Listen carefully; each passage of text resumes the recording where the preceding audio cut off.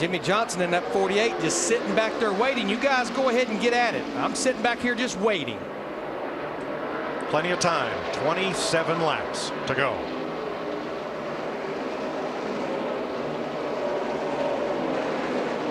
Fourth place for the moment decided in favor of Kenseth, with Menard fifth, Biffle sixth, and Kurt Busch.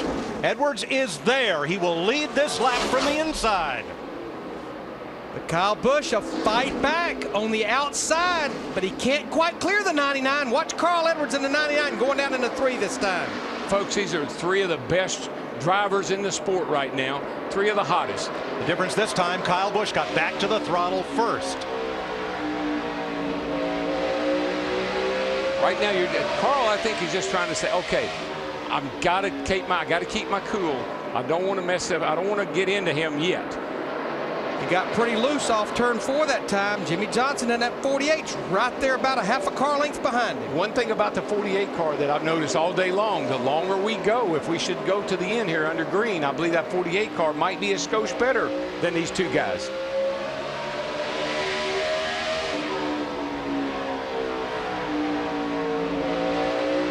Right now, one thing I notice about Kyle, he never looks back, and he never uses any brake. That's why he's so nice and free getting into the corner. He's late. He stays off the brake. You never see his eyes looking to the back. He's looking straight ahead. He's focusing on what he has to do. Doesn't worry about Carl Edwards. Darrell, there was a time when you'd sit in second place, cool your tires and your brakes, and wait and then make another run. Are those days over? I think they are. I believe these tires are not that forgiving anymore. I mean, you got so much goodie in them, and if you abuse them, they're going to go away on you. 20 laps to go this time. And a driver knows, Mike, that's one thing about Carl right now. He says, okay, that's all I got. So now he's going to have to figure out how I got to stay ahead of the 48 now. And even though they're running a bunch of different lines, our top 3, Busch, Edwards, and Johnson on the stopwatch, their times are identical to each other. I believe if I were Jimmie Johnson, and I believe he has a car that can really roll that bottom, and I think that's going to be a good place for him to hang. He definitely was right around the bottom of the racetrack that time. Oh, 20 car. Logano hit the wall up in 4 and makes it down to pit road. No caution. I think he may have blown a tire going into turn 3 over there. Kissed the wall, hit pit road. Johnson got alongside Edwards but couldn't do anything with him. We stay green, 17 to go this time. Yeah, I think the lap car of Andy Lally in that 71 played a big role in that. It really did, Larry. Kyle and Carl have finished 1, 2, 6 times in their Sprint Cup career. 4 wins for Kyle, 2 for Carl. Here comes Johnson on the 48. Made a run that time through 3 and 4. Just can't run in the bottom. It's just hard to complete that pass. It is, and of course Carl's trying. Carl's real good around the bottom too. But what they're getting now is they're seeing that 18 car starting to inch away from them.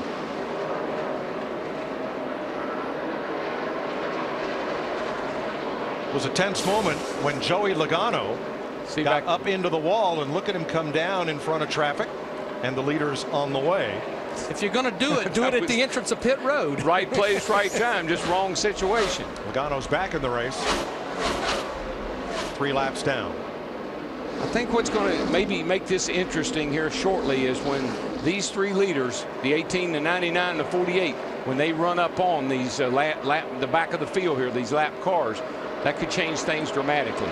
And that will happen as we cross 13 laps to go. Because you see how hard it is to pass even somebody that you're faster than. So you get down here, Kyle does, and gets pinned down underneath somebody, that opens the top up. Jimmie Johnson trying for second against Carl Edwards, as Matt Kenseth holds on to 4th ahead of Paul Menard. Menard had a try at him in turn 2 last lap.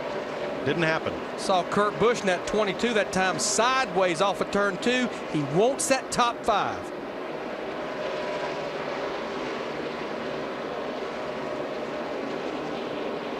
Harvick back in 7th, Biffle 8th, Kane 9th, Newman 10th. Jimmie Johnson tried to highline him 3 and 4 or 1 and 2 that time, and it got away from him a little bit. He's got to get back to the bottom. No, he's going up there again, Larry. He thinks there might be a little speed up there if he can hook it up. Well, he can search right now because he has no pressure from behind. And like Mike said, and you said, Darrell, they're about to catch a bunch of lap traffic with 9 to go. Yeah, that's going to be the key really right here for these, for Kyle particularly. If he can work his way by these last two at the back of the field here, he'll be okay. Joey Logano's problem was a broken wheel, which put him against the wall and down onto pit road. Listen, that's Bristol. Yes. We never break a wheel. But when you come to Bristol, you can break anything. Break things that never got broke before. 8 laps to go, and Kyle Busch begins to run into traffic. Bill Elliott.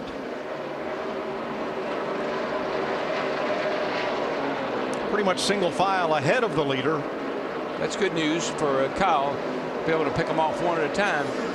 And he's built a little bit of a cushion over Carl Edwards in the 99, so he has a little margin of error there right now. Yeah, it almost looks like that Carl and Jimmie Johnson both are saying, "Uncle, I give."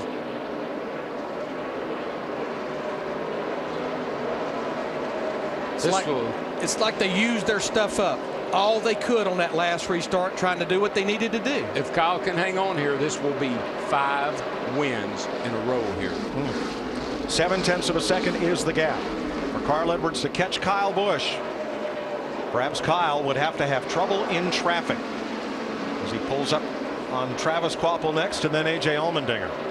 Right now, if you're Kyle Busch, you're holding your breath. Let's let that white flag fly, please. 4 more laps. His last 9 Bristol Cup races, 6 top 2 finishes. And I really thought I could get by him clean, but then his car took off and mine was loose. But I still got one in my pocket, you know. But he did a really good job driving. Our car, we struggled early. My guys came back. And Busch continues to extend his lead. It's now a full second. Well, oddly enough, clean air is important here. It makes a big difference. I didn't see much of the 99 all day long, but I knew the 18 and I were relatively equal, and whoever had clean air could get a little gap, and that was kind of it. So it came down to that last pit stop. We didn't get off pit road first, and I think that's really where the race was gone at that point. No bushwhackers today, boys. White flag for the M&M's Toyota.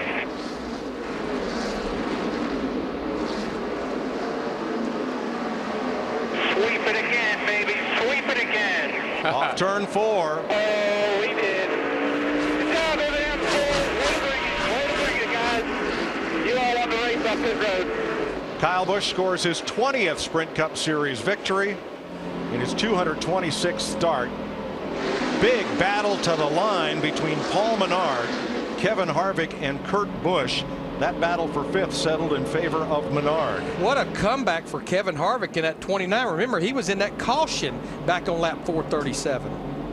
You got to be patient sometimes, and sometimes you got to go for it and put it through the middle. And, you know, there's a couple lap cars that kind of held me up a little bit, and I just kind of gave way. Too early in the race to push the issue, let Jimmie take the lead. You know, our guys, I tell you what, our guys on that last pit stop won this race coming out of the pits first. I don't know if I could have got by Carl. Carl was good, and our car was definitely better on the longer run.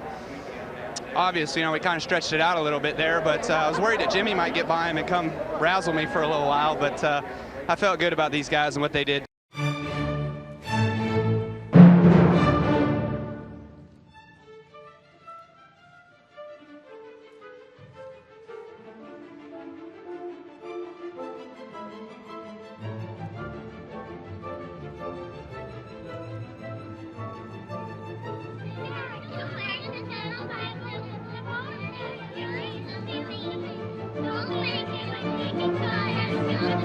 Thank you.